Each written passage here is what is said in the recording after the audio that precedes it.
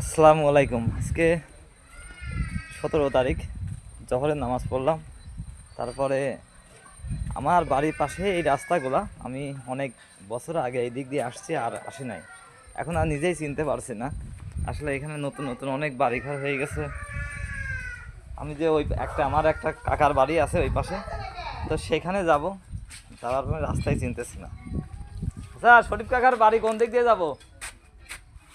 রাস্তা কোন দিক দিয়ে? ওই ওই সেখানে পাড়ি দি না।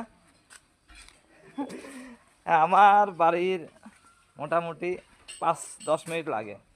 আগে এই এলাকাতে থাকতাম, কিন্তু অনেক বছর আসা যাওয়া হয় না, যার কারণে আমি আমার বাড়ি ঘর মানে আমার কাকার বাড়ি যাব, আমি চিনতেছি না রোড।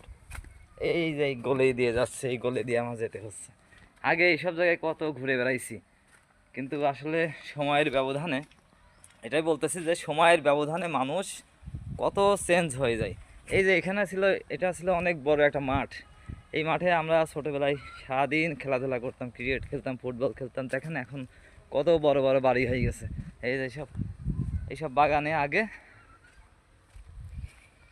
এইসব বাগানে খেলা করতাম। এখানে লিচু বাগান ছিল, আম বাগান ছিল, আম টাম পেড়ে খেতাম। এখন সব বড় বড় বিল্ডিং হয়ে গেছে, সব কিছু অচেনা হয়ে গেছে। দাদি, এই যে এইটা, এইটা হচ্ছে আমার দাদি। দাদির সঙ্গে যখন আগে অনেক বছর আগে, আমি চিনি উঠতে পারছি না। আমাকে আর চিনতে পারছে না এখন। তোমার বাবার নাম কি? বাপের নাম? আমার দাদির সঙ্গে অনেক বছর পরে কথা হলো, ভালো লাগছে, দাদির সঙ্গে একটু গল্প করি।